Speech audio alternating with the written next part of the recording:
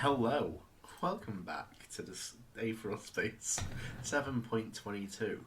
Pulped, mangled, broken, dead. We are back. Hey guys, this isn't Darnell. This is, Brian. Darnell's too sad about Rico dying last chapter to read, so, I'm gonna do the whole chapter in this voice. Well, Who are you okay, is this like Family Guy? Let me try and do my best Darnell voice, okay? Hey, how's this? Do I sound like him? Is this good? Like, why don't you roleplay as him as well? Awesome. Hi, it's me, Darnell. Welcome back, guys. This is weird. I'm not used to role-playing. Yes, so last time on Aetheral Space, Rico unfortunately became a stain on the wall. On the bright side, though, Ruth absolutely owned curiosity, and Roy seems to have the advantage on arrogance, but then he went, like, fucking beast... Yeah, self-taught, demon-breathing beast mode. So we'll see how that goes. And I don't think we saw what Scout or Chloe were doing, right? Scout is... Chloe's unconscious, remember? And Scout is eye. We don't know what Scout is doing. Right. Alright, so I guess we're gonna get the sort of...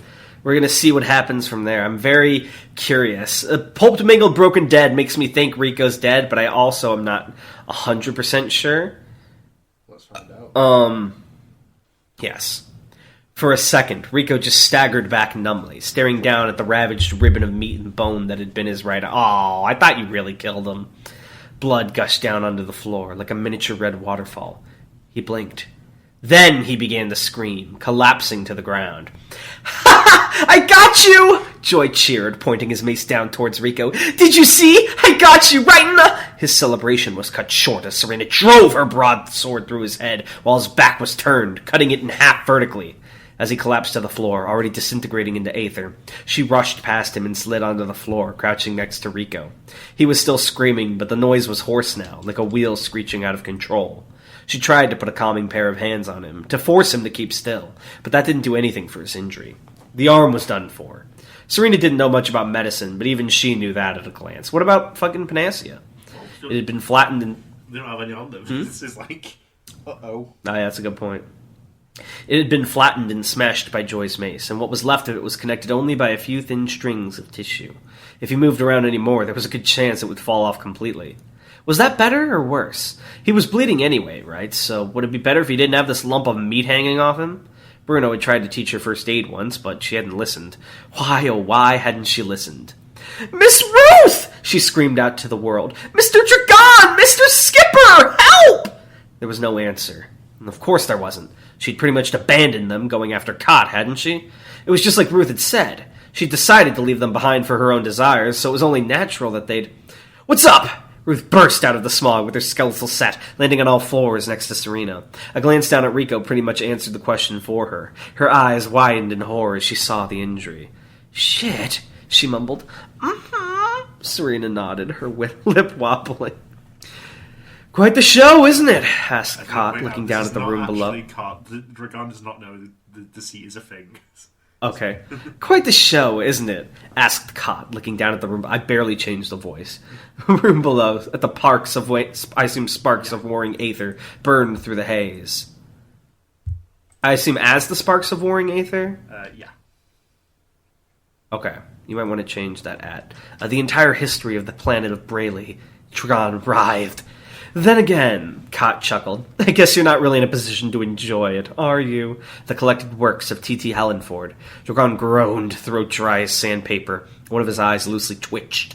Kot adjusted his position slightly, sitting cross-legged on the prone Dragon's back. Dragon couldn't so much as speak in resistance. The repeated mental assault had kicked the fight out of him. As if to add insult to injury, Kot mockingly patted this human couch on the head. "It's funny," Kot laughed, a few cooking recipes attached to each syllable. "All you cogitants talk so big, and yet a few words from me as you lying on the ground like this. I guess you really mustn't be all that great, huh? I mean, it's so easy to take you out." The fog shifted. Dragon faintly gurgled. "What was that?" Kot asked, cocking his head as he looked down to the prone Dragon.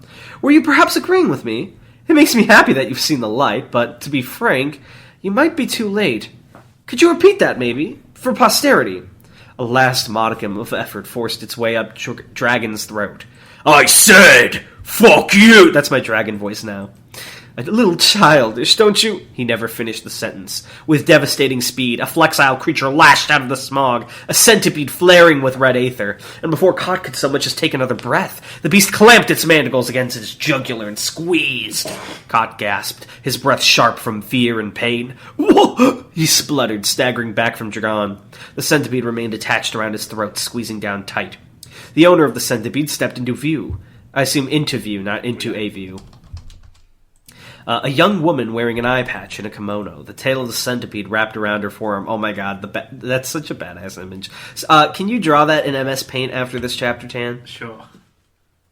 Of her doing like the stand plug walk with the centipede. I cannot draw anyone doing a pose. No, that's beyond my abilities. No, you know like the Dio walk? Just trace over that with MS Paint with her. Easy. The owner of the beast stepped into view.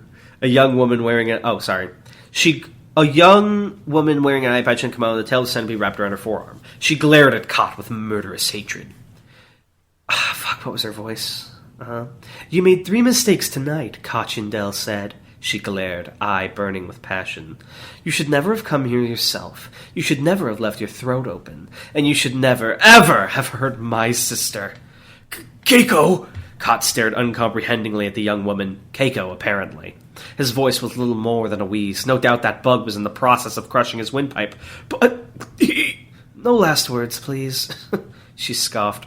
Let's just finish this. Cerevisia, kill. The centipede squeezed down tighter, and a groaning, cracking sound filled the room.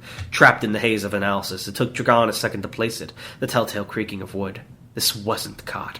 The wooden puppet's voice returned to normal, all pretense of injury abandoned, his eyes dull and bored. But he didn't come here himself. With another word, he threw a knife into Keiko's gut. Slowly, uncomprehendingly, she looked down at the projectile. It was crackling with orange aether, buried into her stomach up to the hilt. She vaguely lifted a hand up to it, as if she was going to try and pull it out, before limply falling to her knees. But, she mumbled hopelessly, no... The centipede clamped down on the Cot aspect's neck, dissipated into red aether, and he rubbed a hand... The centipede clamped down on the Cot aspect's neck, dissipated into red aether, and he rubbed a hand over the damaged material beneath in annoyance. A second throwing knife dropped into his hand from within his sleeve as he took a lackadaisical step towards Keiko. Afraid so, he gloated. You should really make sure who you're talking to before you start declaring your victory. I'm not Cot. I'm Honesty. You really are an idiot, you know that? The Cot aspect, there was no way he was actually Honesty, stepped back Dragon's prone form. Wait, what? That should be. Stepped past Dragon's prone form. As he did, Dragon's lips began to move wordlessly, straining to form the two... Okay. Straining to form the 2 words they needed. Gemini, down, boy! Honesty spoke without so much as a glance back at his target. The resultant flood of information sent Dragon sprawling back onto the floor. Involuntary coughs, malfunctions of the nervous system, racked his body. You really are pathetic, though, Honesty said, finally reaching Keiko, knife dancing between his fingers. Knife. I mean, look at yourself, dressing up like some Videograph villain. I mean, a centipede, really? Acting like you're a big manipulator behind the scenes. You're nothing, really. You're a joke! It's sad! He crouched down, staring Keiko in the eyes. His calm, emotionless demeanor was a stark contrast to her face. Teeth bared in fury, eye widened in contempt. Go to hell, she hissed. I'll kill you! You can't kill me. Honesty replied softly. I'm not even alive. How stupid can you be? Did you really think you tricked Cot, too? You? You think he didn't see your half-baked deception from the very first seconds? Pathetic, pathetic, pathetic! You're utterly pathetic! And that's why you're going to die here. Red aether, weak as static electricity, ran along Keiko's hand. But as she lunged for the knife in her gut, perhaps to use it as a weapon, Honesty seized her by the wrist and squeezed. Even from this distance, Dragon could hear the snap of bone. Keiko audibly sucked in air through her teeth, but not the slightest scream escaped her throat. Sorry, Honesty smiled, but I still have Spite here with me, and he wouldn't be satisfied with you just bleeding out. You tried to fuck with us after all, so I want you to die in the worst way possible. The knife moved. You might not get the chance. And the knife stopped. Honesty slowly turned his head as a new voice cut through the gloom. From his prone and slumped position, Dragon could only see the shoe of the person as they stepped forward next to him, but he recognized their voice. Carla Oliphant. One arm still shuddering uncontrollably, he looked up as much as he was able. She'd changed since the last time he'd seen her, now wearing a tan overcoat that was no doubt reinforced with some kind of armor. Carla stood with feet apart, a punch-point revolver clutched between her hands and pointed towards Honesty with military discipline. Her eyes were cold. All preparation for killing had been completed. Honesty slowly lifted his hands up, throwing knife still held between two fingers. Would he try an attack with it? "You've been gone a spell," he said, calmly, glaring at Carla over his shoulder. "I was beginning to think someone had actually killed you. You know the King of Killers is here too, right? Well, of course you do." Carla didn't reply, her eyes just flicking around, taking in the scene around her. I might remove one of those arounds. By the way, Carla was the one that was with, Keiko. Eli, right? No, that was, Who was the Rico's one? mom. Okay, so not Carla, my bad. Keiko Well, on her she was knees. in the Dragon- scene, but she wasn't the one he was, like, with. Yeah. Right, my bad. Keiko on her knees, Dragon on the floor, Honesty staring back at her. Keiko spluttered from her position. "He's betrayed us, Aunt Carla! He knows!" Carla's thumb flicked the safety off with all the precision of a clock. It was aimed right at Honesty's temple. Puppet or not, having your head blown off would kill you all the same. "That's right," Honesty smiled. "I know." His eyes flicked over to Dragon. "He does, too." Carla blinked. "I see," she said, before turning on the spot and pointing her gun down at Dragon instead. Her finger pulled the trigger. Gemini World! It was a supreme moment of animal instinct, the desire to survive overpowering all pain and confusion. Dragon's body unraveled into electric blue aether as 6 bullets tore through the air, smashing against the floor his head had just been lying on. In his current I didn't say it because you didn't want me to, but you need to fix... Though that's proof he was that's made me look like a dickhead immediately, because I didn't notice.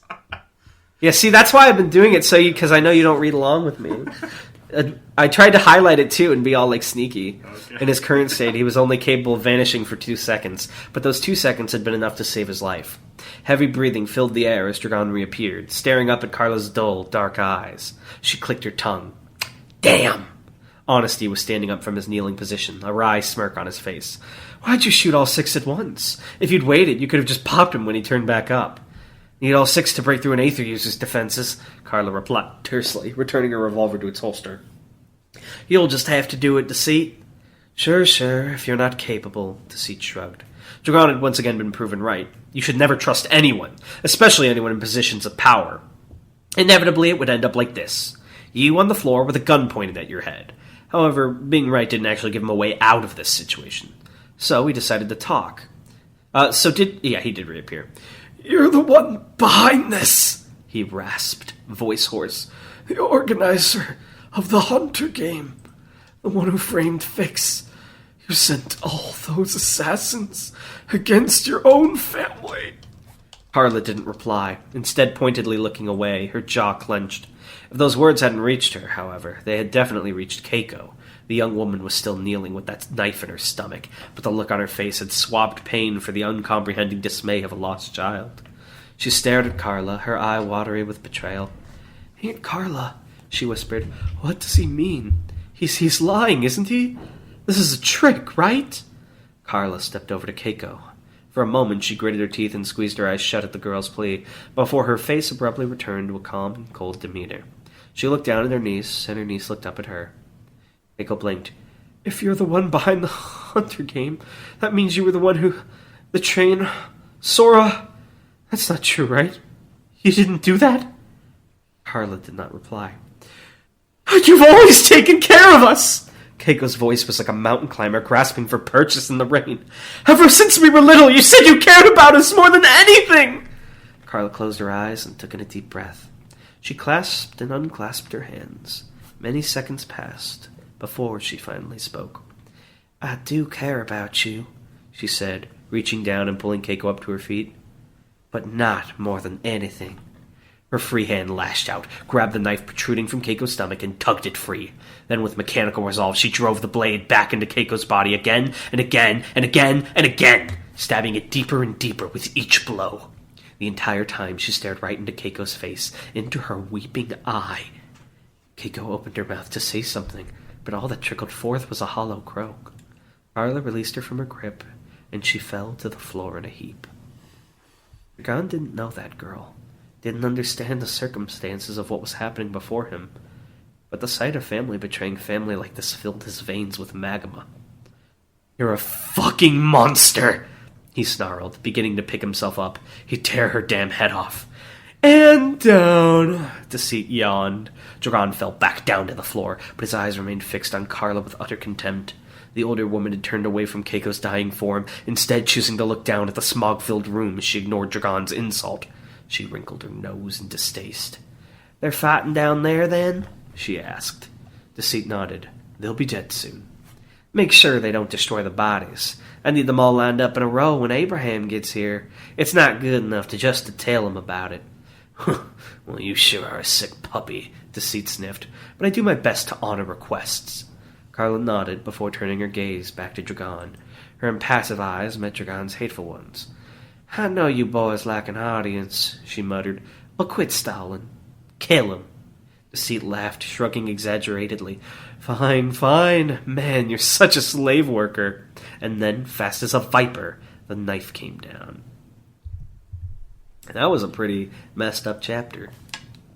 Zam. On one hand, slightly like eye rolling at myself for believing you actually killed Reiko off when the splat of blood was like basically the off screen of last chapter. But I am surprised you did kill Keiko.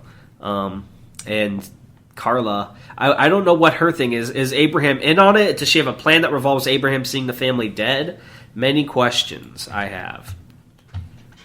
Very curious to see where this goes. But that was a good ass chapter. Pulped, mangled. Worst aunt. You know, that's actually a good point. Usually when there's, like, evil, family, it's like a parent or a sibling. I don't know if we've ever had evil aunt before, have we? Never in history. No book has ever done it before. That's why Aetheral Space is so good. Aetheral Space, baby! Trendsetter, blazing through new... You're going to see the next year a whole legion of evil aunt characters, but this is where it started. Yeah. So, oh my god, that would actually be a funny fake out. Like, you think it's your mom who does love you, but it's like her twin sister aunt who's evil. Then you get the evil twin in there too, and evil aunt. That's pretty messed up. Alright, well, that was a good one. Thank you guys for listening, as always. If you have any feedback or comments, please leave them down and below. We love to read stuff about Aetheral Space. We love seeing you guys interact with us on Twitter. Please do not hesitate to @ me on Twitter if you're talking about Aetheral Space. If you're talking about anything else, don't @ me. I will kill you. But if it's about Aetheral Space, you get a free pass. I love seeing the discussion. I love the fan art Corgo's been making. I know Corgo has been designing their own ACs as well, which is pretty cool. I've seen people start to talk about it more on the server. I'll say right now, they're all canon. Are they? Are you going to write them in, coward? They're off screen. I actually had a really cool idea if you ever did a Patreon, like beyond just giving an Aetheral Space, chapter early, like a certain tier is name a character after you, and a really cool tier, like for the big spender tier would be like Tan will write like a one chapter short story about your OC or whatever, or like a character of your choice from their past. I think that would be cool. I'm just saying, if you ever get that Aetheral Space, yeah. Like, I could do the $50 tier and get, like, a story about Musashi before the Supremacy as a young man. His formative experiences. What do you think set Musashi on the path? I mean, obviously there was, like, the whole might is right honor training of the Supremacy, but I wonder if there was, like, any... I know he was inspired by, like, that swordsman, right? What was his name? Negan Rush. Yeah, Negan Rush. He's like the big deal guy.